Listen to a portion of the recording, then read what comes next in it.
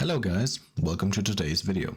I know I've been silent yet again for a pretty long time and I'm sorry for that. And today's video won't be really anything of the usual content yet again. It will be more just looking at Web of the Empress as it stands now and just giving my feedback. If you may remember, my feedback on the initial release or troubles with it on Judgment of the Fool were pretty lackluster, so I thought I'd perhaps also shine a more positive light on this update, as Web in the Empress is an update that I've been enjoying a whole lot so far, and that has just been super duper fun. Let's begin. So obviously, first of all, Web of the Empress brought a change that I have been asking for a while. Finally making frag arrows and explosive bolts on the crossbow scarce ammo. While it may upset some people, I personally feel that these kind of cheesy spam ammo types that can be plentifully replenished by portable ammo boxes, removing the only limiting factor they had, should not be in the game. They were obnoxious, unneeded, and personally should just be reserved as a gimmick, and I'm perfectly fine with the bomb lance keeping its frag bolts, because people don't really use the bomb lance due to the fact that it's much clunkier than a bow and doesn't detonate as quickly as a crossbow. Other positive changes in my opinion is the ability to finally invite a third random, which is something the community has been asking for a long while, and I personally also enjoy that, since duos can be very hectic, especially if they start piling up in the map, and so just having the option to play trios when you're only a duo can also be pretty fun. Then, obviously, there's the new content. There's the typical content such as Battle Pass skins, new inspect animations, and new bundles to buy. But even besides that, it's just been super fun.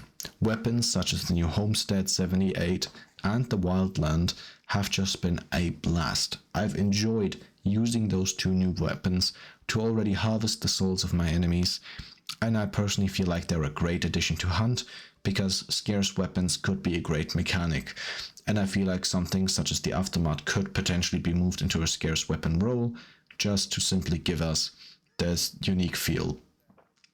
I've also been enjoying the tarot cards a lot, even though they are a bit more of a pick it if you like to use it kind of thing, because they do take up a consumable slot, which depending on which card you have can be hit or miss.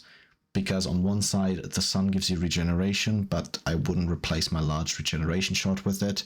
The garden is basically a team vitality shot, but I wouldn't really use it in places I'd use a vitality shot. So for me, they just usually take up my grenade slot or maybe my ammo box slot, depending on if I'm in the match and I just need that grenade ready. I personally enjoyed the system of just having drawbacks on some of them. Some of them, especially like Judgment, are pretty interesting, or even the Chariot with the new locked extract system has proven pretty fun, although I've never really seen them utilized against me, especially the Chariot. And cards such as the Hanged Man have more popped up. While I like the concept of the Hanged Man, I personally just feel like it's a bit troublesome, because while seeing what the nearest player to you does, that doesn't always impact you. There are times where you can see the nearest player at the moment, for example, be at Lawson Station, while a short second after somebody that is pretty close may already be closer. I know this is pretty nitpicky, and I still enjoy the card and the unique abilities they bring into the game. I just thought I'd put it out there. My favorite cards so far has got to be, the favorite cards more or less, have got to be Judgment, the Garden, and of course the Sun, because they just allow you to be super fun. And the Chariot is more of a utility card. I haven't gotten to play around with it much. I don't know if I'd really call it fun. I haven't been able to use it in its designated role yet of just cutting off somebody that is trying to extract. So perhaps that may change. I may do a tarot card tier list, fitting the season, but I'll just simply see. I'll put a poll down, by the way, for the new content that we'll have coming, and you can vote on that. The thing is, we obviously haven't gotten new weapons besides the scarce ones, but that's completely fine in my opinion, because they do experiment with some nice mechanics, such as a buffed version of the Centennial, which is really good, by the way, and a Romero double barrel, basically making the fucking rival viable again. Yes, I know it's a rival variant, but I call it a Romero double barrel because it's about as effective, although some of the inconsistency of the rival has still snuck into the house. that is the Homestead 78, but I still enjoy it. I mean, the skins themselves are pretty peak, although I'm a bit sad that the woman shown in the initial trailer is not part of the Battle Pass yet, or part of the shop. The ghoul-inspired skin coming to the game is a nice niche to Fallout, the series, and my friend has been enjoying it a lot. This update also brought one of my friends that hasn't touched the game in a long while back to the game, although it was with a bit of pressure from my other friend. We overall enjoy it. Sadly, Enyo, as some of you may know, him is not in the update yet because he currently moved houses and his Wi-Fi simply doesn't support playing Hunt Showdown. That is kind of the problem, and so you won't be seeing him in the videos for a while.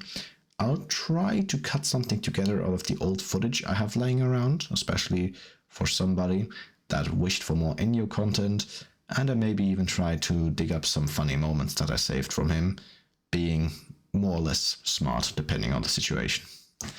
Overall, this update has been pretty solid, and I find it to be a worthy end of the next event trilogy, and I'll just simply hope that the next event trilogy that we'll start will also follow suit in its footsteps. Perhaps we'll also see more guns finally be added with the end of the Operation Health year, and we can just simply see that. I personally just liked most of the changes coming in this season. I mean, there's a lot to talk about, but I personally just like the idea that you can now see your thrown weapons. That was a change that was kind of quality of life, because it meant you would potentially take a risk and lose your thrown weapon forever. Although there is moments where you'd need something such as Blade Mancer to get it back, for example, if it lands on a roof that is inaccessible, but this small change already helped. I've overall, on a closing note, been having a lot of fun with the new update, my friends as well, and I hope that you also have the same experience, enjoy this update, and that I perhaps also make some content on it. This is just at the start of the video, just to keep your tabs up and just basically tell you how it's going. I'll simply have to see if I make a tutorial, that NU compilation that I've been talking about, or if I'll just make another tier list, perhaps ranking the tarot cards, or whatever I can come up with. We'll see.